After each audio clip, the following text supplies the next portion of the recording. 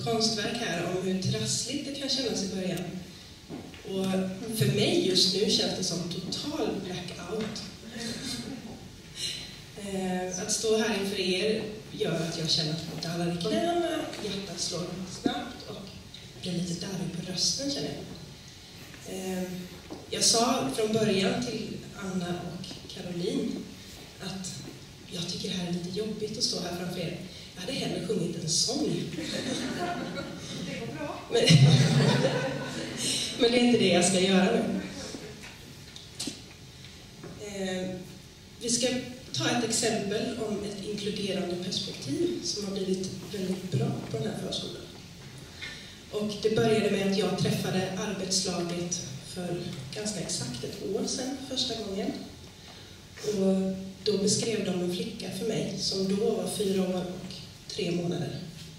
De beskrev henne som en försiktig tjej som sökte upp kontakt med, som inte själv sökte kontakt med de andra barnen. Hon hade en försenad språkutveckling och det var en upplevelse av att hon inte riktigt förstod och hade förståelsen att svara på frågor. Det var svar som inte var relevanta till ämnet. Man upplevde också att de andra barnen hade svårt att förstå det. Och det var många gånger som den här tjejen drog sig undan och lekte alldeles för sig själv och blev väldigt ensam. Jag var med och besökte verksamheten och det jag såg då var att den här flickan tog icke-verbala initiativ. Hon lutade sig fram till de andra barnen men sa ingenting, vilket blev väldigt otydligt för de andra så att hon kom aldrig in i leken. Vi pratade om det, att hon behöver hjälp att presentera sig själv, att man behövde uppmärksamma henne. Och efter en tid så upplevde ni att det gav positiv utdelning. Att ni hade lagt mer fokus och att den här flickan hade börjat prata mer och vågat vända sig mer till er. Men det var både på gott och ont. För att hon samspelade väldigt mycket med vuxna, men inte så mycket med de andra barnen. Och det här var någonting vi kände att det här behöver vi stötta henne i. Plus att det fanns de här språkliga svårigheterna. Och efter ett samtal med logoped så fick vi reda på att det fanns pragmatiska språksvårigheter. Vilket bland annat innebär svårigheten att kommunicera och samspela med andra. Svårt att hålla en röd tråd i samtalet och att hänga med i ämnet. Det kan bli väldigt abrupta ämnesbyten. Och det gör ju att det blir väldigt svårt för de andra barnen att följa med. Och även för den här flickan. Vi valde att börja ett arbete med Martimeo, som innebär att jag gick in och videoobserverade och filmade flickan i olika leksituationer. Och fokuset var att vi ville att den här flickan skulle ta fler initiativ i samspel och att göra det i direkt kontakt till de andra barnen.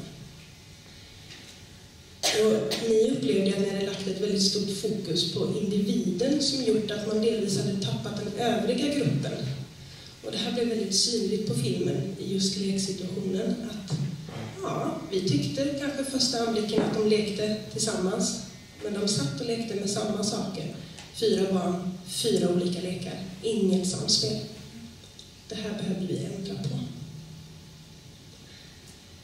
Vi såg också att den här flickan tog ofta initiativ till en samspel med en vuxen, men inte så ofta med de andra barnen. Vi pratade om hur vi kunde ändra på det här. Vi sa att det är viktigt att vi ser till att barnet har ett gemensamt fokus i leken, att de har samma lekidé. Att det är viktigt att man som pedagog finns med och sätter ord på det som händer och benämner de initiativen som barnen tar så de blir synliga för varandra. Och en gemensam ingång till det här blev dinosaurielek. Och nu lämnar jag över till Caroline och Anna. Precis som Johanna berättade här så tänkte vi att vi skulle ge lite bakgrundsinformation hur vår barngrupp ser ut. Vi har 20 inskrivna barn, hade vi då. 20 inskrivna barn, 3 stycken heltidsarbetare, förskollärare. Vår problematik var att vi hade 19 barn till alla måltider. Vi hade 19 barn 8 till 16:30 ungefär. Och vi som arbetar i förskolan vet att under större delen är man faktiskt bara 2. då fick hjälp utav Johanna i det här projektet och såg att vi hade en barngrupp som vi trodde hade ett väldigt bra socialt samspel som vi trodde hade lekbåder, visade sig det var faktiskt inte så. Vi insåg att vi hade ju jättemycket att arbeta med.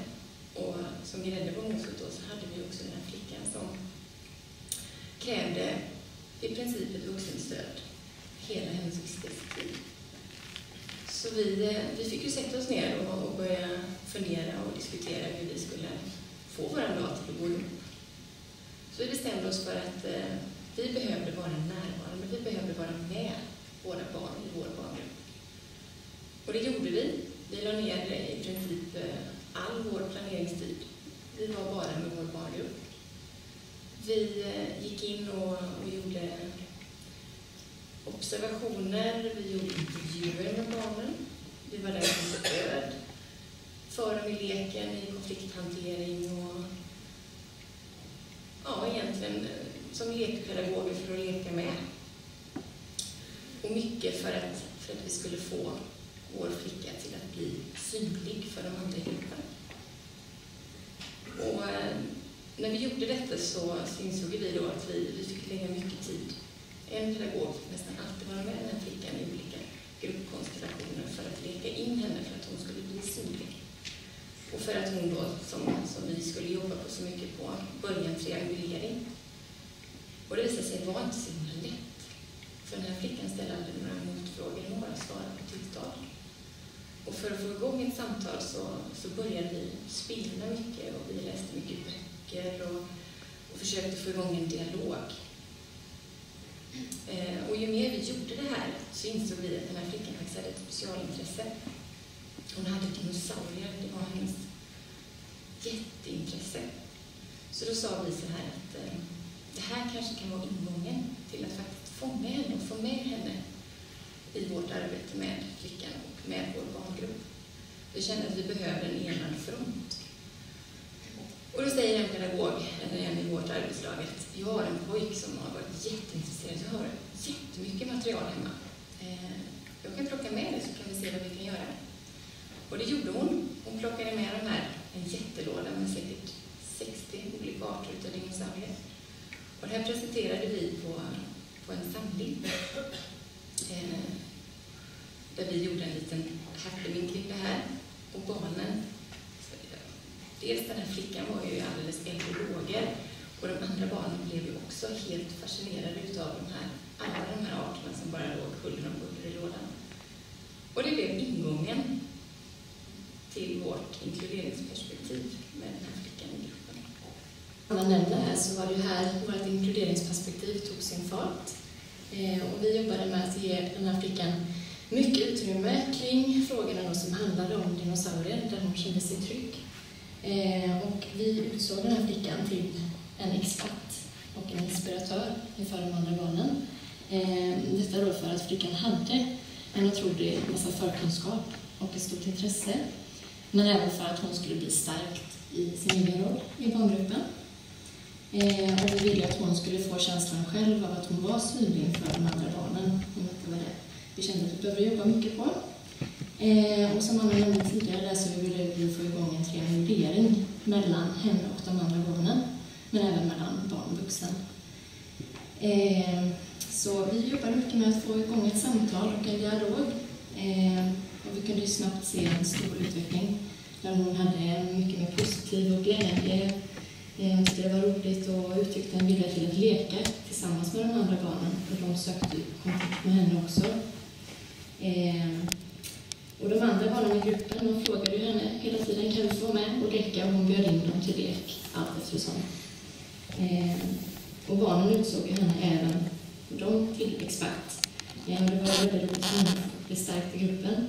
Och de påtalade flera gånger inför oss att den här flickan, hon har kunskap. Det är hon som har svaren på allting om dinosaurier. Jättekul. Så ser man till hur vi pedagoger har valt att arbeta med detta projektet med flickan i fokus.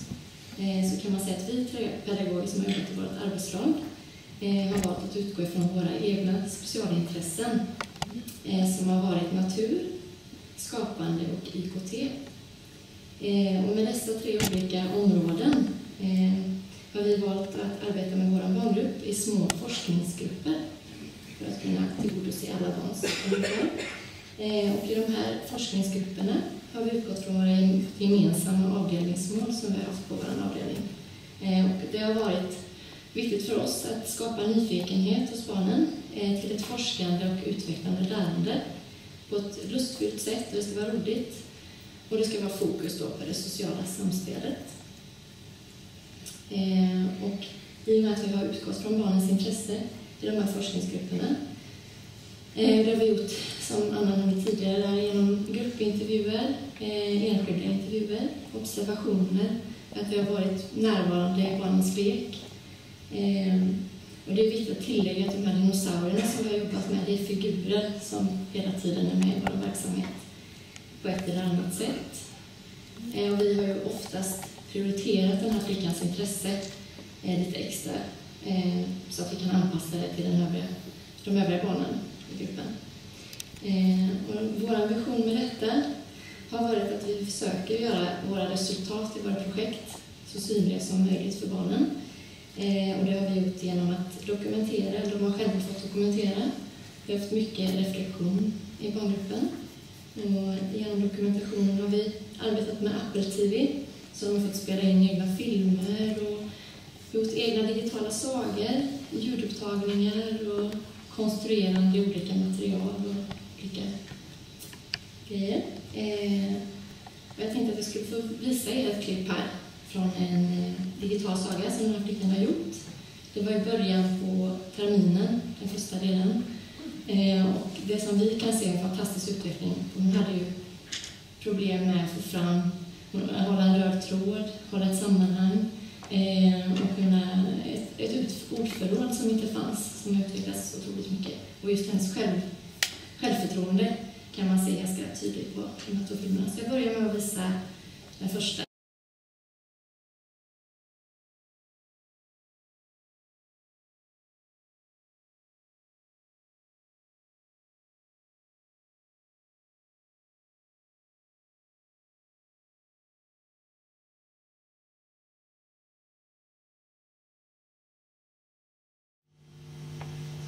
Här kan man ju då verkligen se skillnad på, man hör skillnad framförallt på hur hennes tal har utvecklats, och man hör också i rösten, tycker jag, att hon är liksom stark i sin egen roll.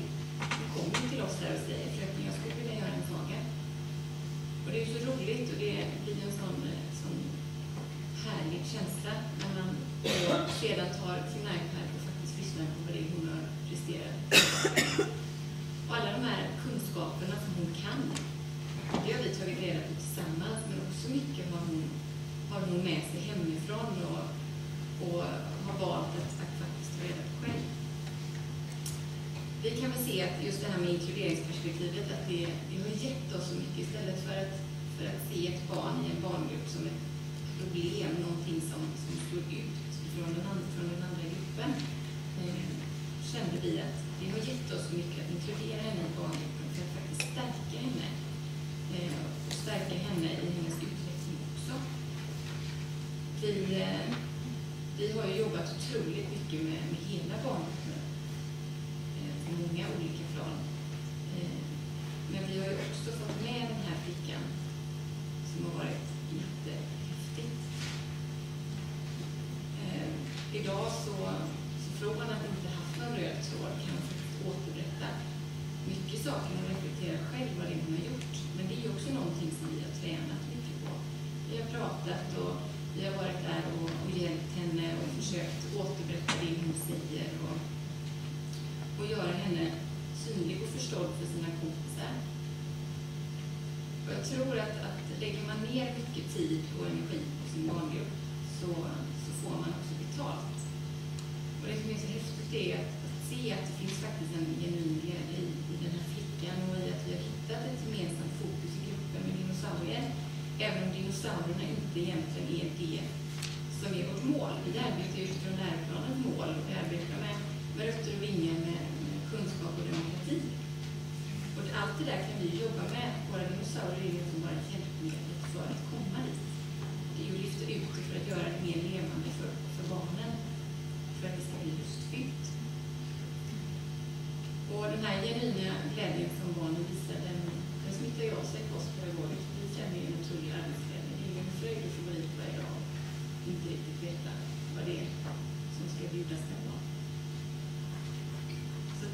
den hjälpen och stöttningen som vi har fått ifrån forskningsteamet och alla hästarna, den har varit guld värt att få input och veta vad det är man behöver jobba på och faktiskt själv i det här Martinéprojektet bli synlig också vad det är som pedagogerna gör. Och det är ju någonting som vi har anammat i vårt yrke under våra dagar också. Vi filmar ofta varandra för att se och ge varandra respons och där. Jag tror att det är nyttigt för att man ska utvecklas också. Så att, ja, vi ska ju vara med på lärstämman där så